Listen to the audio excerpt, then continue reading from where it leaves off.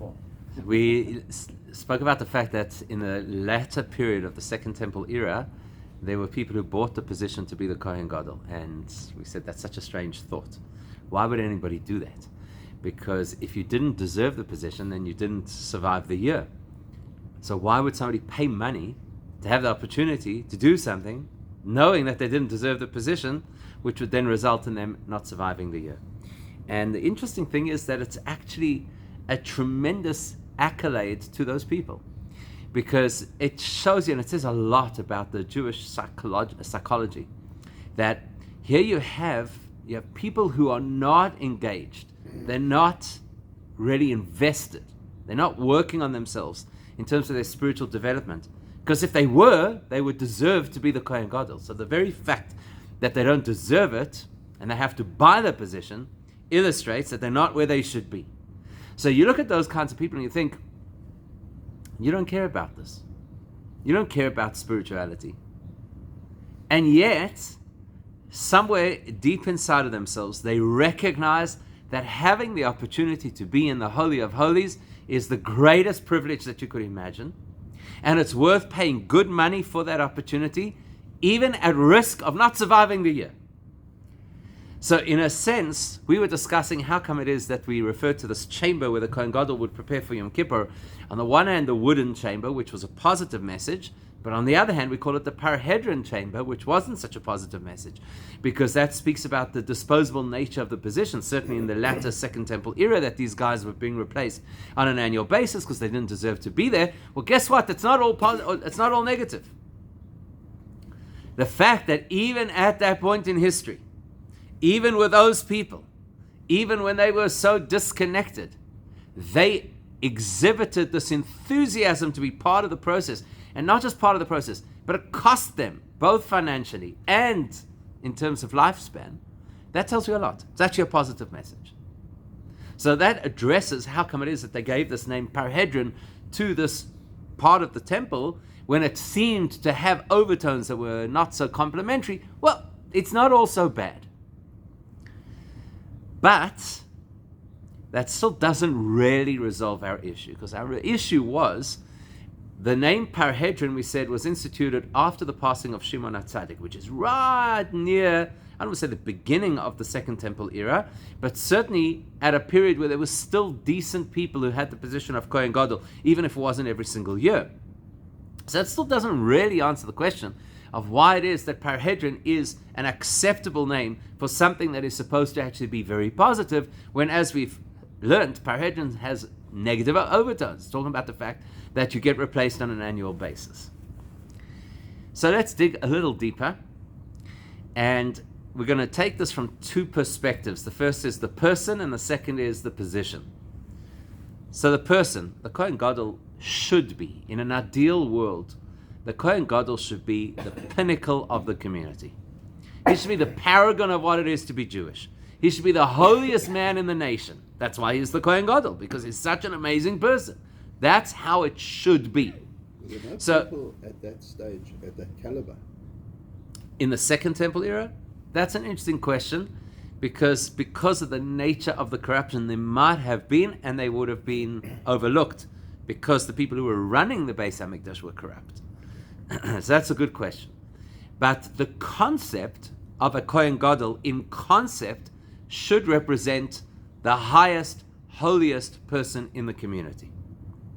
In other words, simple English, or maybe not English, but in simple terms, a Kohen Gadol should be a tzaddik. That's what you anticipate. Should be a tzaddik. That's the person. Now let's look at the position. The one time a year where the Kohen Gadol really stands out from the community is on Yom Kippur, because he has to run the entire Yom Kippur service and do things that you don't do any other day of the year. And included in those things are a series of sacrifices.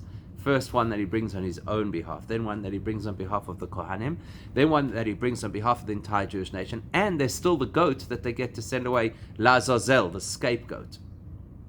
In other words, what the Kohen Gadol, the position that he has, especially in Yom Kippur, is a position of teshuvah, on behalf of everybody, himself, the Kohanim, and the entire Jewish people. Which is quite ironic, because at tzaddik and teshuvah don't necessarily match. we assume that teshuvah belongs to people who are not a tzaddik. That's why they have to do teshuvah. So there's this paradox of the Kohen's position, the Kohen Gadol's position, that he as an individual is at the highest caliber, a tzaddik of the highest order, and yet his role is very much a role of teshuvah. Interesting. And that's why he shines on the day of teshuvah. So it seems like a little bit of a mismatch, not just in terms of he has clean hands. Again, we're not talking about the corrupt people who bought the position. We're talking about a Kohen Gadol as intended. So he has clean hands, and here he is doing the cleansing process on behalf of everybody else. It doesn't really seem to add up. But it goes beyond that. It's not just simply about, is he the man for the job? The reality of a tzaddik and the reality of a person who has to do teshuvah are very different realities. The tzaddik is in a protected spiritual environment because he doesn't venture into the wrong places. He doesn't do the wrong things, doesn't say the wrong things, doesn't even think the wrong things. So he lives in a very protected spiritual space.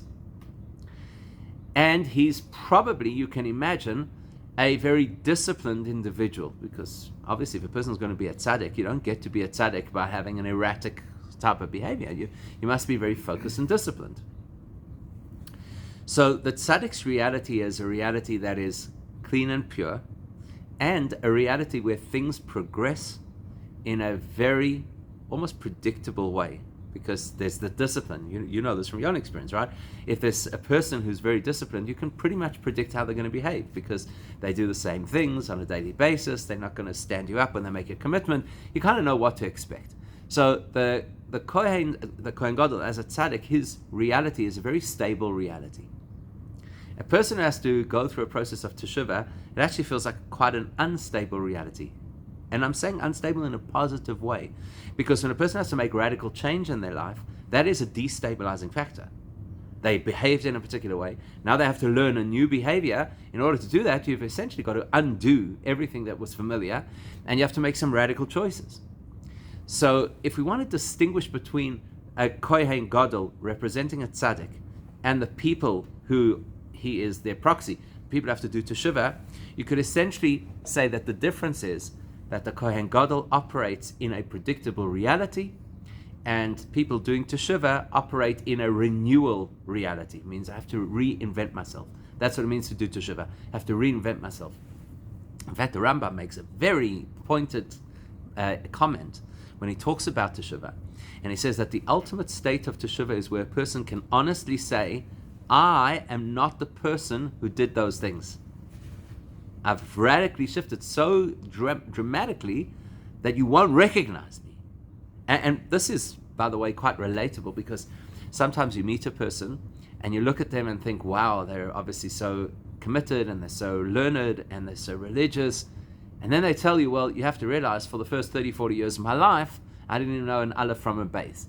And I was part of a bike gang or something like that. And you look at this person and you think, how is that even possible? So the Rambam says that's what real teshuvah looks like, where you see the person in their current iteration, and it's impossible to imagine that ever were they that kind of a person. So teshuvah is about absolute renewal or reinventing ourselves. It's very different to the tzaddik. Tzaddik never wants to reinvent themselves, surely, because they're in such a good space. What's the motivation to reinvent yourself if you're in such a good space? Whereas the person who needs to do teshuvah, it's all about reinventing myself. I don't want to be who I was before. I don't want to repeat those unhealthy behaviors, right? So they're very different worlds. Now, one of the interesting things that happened when the Kohen Gadol went through the process every Yom Kippur, and the Torah says this explicitly, is that at the end of the day, after all of the service that he performed, he had to take the special white clothing that he wore for Yom Kippur. So let's just clarify for a second. There's a regular Kohen's uniform, which is 4 items, and there's the Kohen Gadol's uniform, which is 8 items. So the regular Kohen's uniform is a shirt and pants and a belt and a hat. And the Kohen Gadol's uniform adds above that the tzitz, the band that he had on his forehead, the golden band with Hashem's name, the ephod, which was a kind of a reverse apron, the me'il, which was like a tunic, and the breastplate, the choshen. So we call the special uniform of the Kohen Gadol, we call it the golden garments, because there were gold elements, the tzitz, and the breastplate, and the shoulder pieces, they all had gold in them. Whereas the regular Kohen wears what's called white garments. Now, on Yom Kippur, the Kohen Gadol had to switch between the full uniform and the white uniform, depending on what he was doing. So when he went into the Holy of Holies, he had to go in the plain white uniform. And then there's a whole question whether that white uniform that he wore on Yom Kippur was the same as the white uniform the regular Kohanim used to wear. And it would seem that there might have been some differences, but that's subject for another conversation. The point is, at the end of the day, when he finishes the entire service, he's got to take those 4 items that were part of his white uniform, and he puts them in storage, and he never gets to use them again. Meaning, even next year, Yom Kippur, if the same Kohen Gadol is on duty, he has to get a new uniform, which sounds like a major waste, especially considering that Judaism is against waste. We have all kinds of laws about not being wasteful and not destroying things without purpose. So it sounds very odd that we should have a uniform for the Kohen Gadol that he only wears once, disposable. And especially when you consider that the Torah tells us that anything the Kohanim had to wear was called lekavod or lesif ares, which means that it had to be dignified, it had to bring honor to the person, and tiferes, it had to be beautiful. So that implies that this was a higher caliber of clothing. It wasn't your El Cheapo version. It was probably tailor-made, specifically special materials, etc. So it sounds very odd that you take something which is supposed to be this high-end quality clothing and not let the guy use it again for the next year. Was it the breastplates as well? No, only the 4 white things. Only the 4 white things, they were put away for and never to be used again. So the question is why? And the reality is this, that the Kohen Gadol, yes, he was a tzaddik, obviously, and yes, all the so-called sin offerings that he processed on Yom Kippur were really on behalf of everybody else. But the essence of Yom Kippur is teshuvah. And believe it or not, even a tzaddik can experience teshuvah. Because the real meaning of teshuvah is not just simply correcting mistakes. The real meaning of teshuvah is completely reinventing ourselves. That means, as we say in Yiddish, as gut is besser nit besser.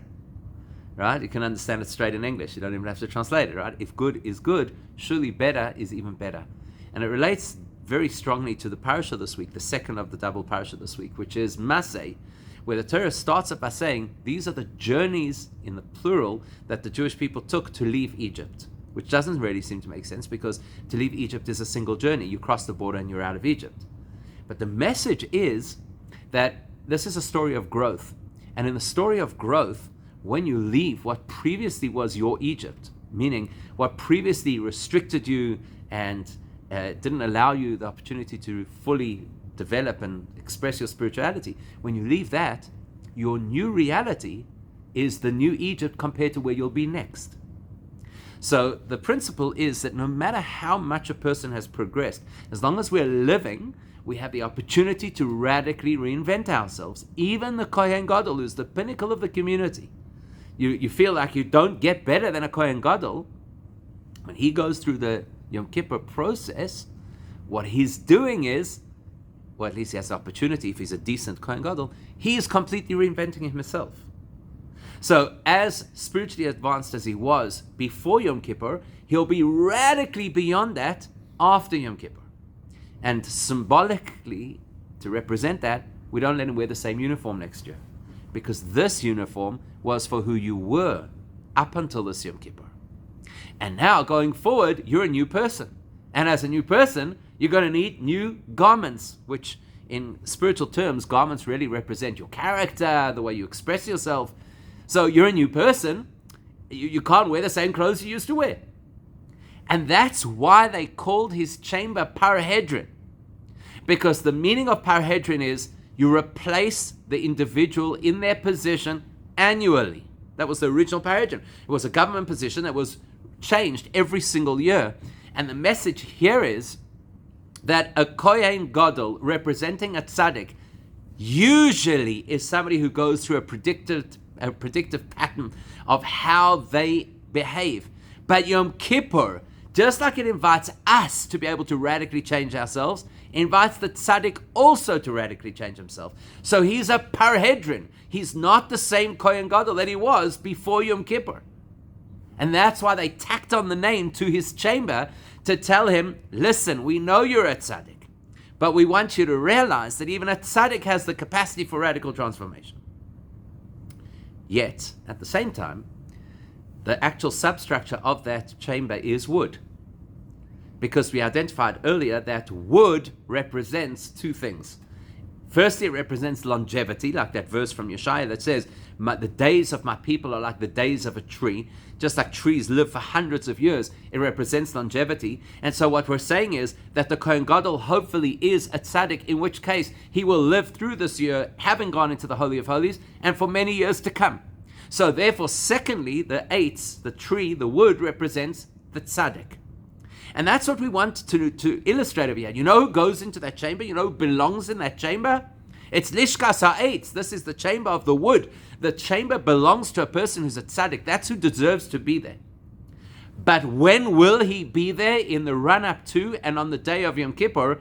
On the day of Yom Kippur and in the preparation for Yom Kippur, the focus is not on how you are as a tzaddik. The focus is on how you reinvent yourself. So we're going to hide the wood, because we don't want the wood to be the focus of this time of the year. This is not the time to rest on your laurels and say what a big tzaddik you are. This is the time of the year to say everybody can and therefore should totally reinvent themselves at least once a year. It's quite a powerful thought.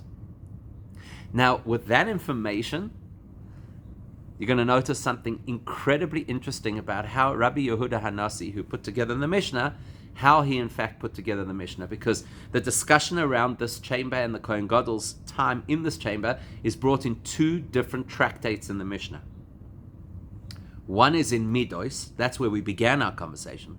Midos is the section that essentially just describes what the layout of the Beis HaMikdash was. And it's customary to study it at this time of the year during the 3 weeks, because we're focused on the Beis HaMikdash, so that's what you're supposed to learn. And it tells us the dimensions and the locations and so on and so forth. So there it talks about all the various chambers, and it describes this chamber. And it calls it the chamber of wood, Lishkas Ha'etz, or the wooden chamber. The other time that it has this conversation is in the Gemara, well, the Mishnah and then the Gemara, but we're talking about the Mishnah over here, Yuma. Yuma is the tractate that goes through the entire process of what used to happen on Yom Kippur in the Beis HaMikdash. So if you're describing what happens on Yom Kippur, then you obviously have to describe this chamber, because it's part of the story. It's where the Kohen Gadol goes, and it's where he prepares. But in Yuma, it calls the same chamber Parhedron. Interesting, right? Normally you want to keep things as uniform as possible, and yet over here, in two different places in the Mishnah, we give the same place two different names. Why? So the meaning of the word midah is a measurement. Midois is the plural of that. It's a great description of a tzaddik, because in a tzaddik's world, everything is measured, everything is calibrated, everything is planned. There are no dead spaces. There's no room for mistakes. That's how tzaddik lives. So if you're talking in the Mishnah of Midos, which is the Mishnah that describes the ideal version, that's why it talks about how you build a Beis HaMikdash. This is the ideal space and how you're supposed to construct it and what the dimensions are, etc. So if you are in the world of Midos, then you have to see this chamber as the wooden chamber, because wood is the representation of the tzaddik. But when you're in the Mishnah of Yuma, now you're talking about Yom Kippur. So that means your whole focus is on the theme of Teshuvah. That's what Yom Kippur is all about. So now when you're looking through the lens of Teshuvah, you're going to see that same chamber, not for its tzaddik value, but rather for its parahedron value, for its opportunity to be able to radically change, which is effectively what Yom Kippur is about, even for the Kohen Gadol. Now, the reality is that typically a tzaddik, even if they are going to make some really significant change in their life, it will never actually be as radical as a person who's done things that they shouldn't have done and has to come back from that for a very obvious reason. The obvious reason is, and this is why this is such a beautiful and powerful message for us, the obvious message is that enthusiasm and energy and investment is inversely proportionate to failure and loss. In other words, if a person has never had a failure in their life, chances are they've never had real growth in their life either. Because the nature of failure is that it brings with it a sense of inadequacy, a sense of shame, a sense of having missed out. And those are great motivators. Those drive a person to invest more, to try harder, to make significant changes in their lives. So for example, in the world of addiction, they always say that a person will not address their addiction until they hit rock bottom. Because hitting rock bottom illustrates to the person how bad life is, and that becomes the motivator to make life much better. Whereas if a person can excuse themselves that life is still okay, then they don't have the drive to actually make a change. So King David describes this in Tehillim when he says that I am in a land that is desolate and full of thirst. And he says over there, after that, my soul thirsts for you, Hashem. Because when you're in an arid environment, you feel thirst much more profoundly than when you're sitting at work and there's the water cooler right next to you. So in the same way, a tzaddik might have the opportunity on Yom Kippur for real significant change, and even to the extent of complete reinvention. But he'll never have the drive that we potentially could have on Yom Kippur, because we look in the mirror and say, wow, I am a long way off from where I need to be. And that motivates us to invest a tremendous amount of effort in making that change. And so Parhedron is really a message to us.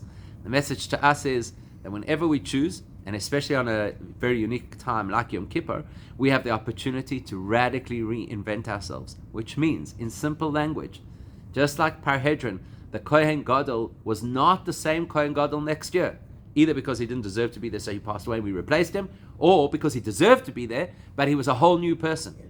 That's an invitation to every single one of us. Nobody should ever believe that because of what happened to me in the past, I'm stuck in that reality and I can't escape and I can't change myself. That's the message of this Parhedron. That built into the experience of being a soul that happens to occupy a body is that at any moment of our choosing, we could totally reinvent ourselves to the extent, like the Rambam says, where you look in the mirror or somebody else looks at you and says, that's not the person who did those things. This is a whole, fresh, new individual.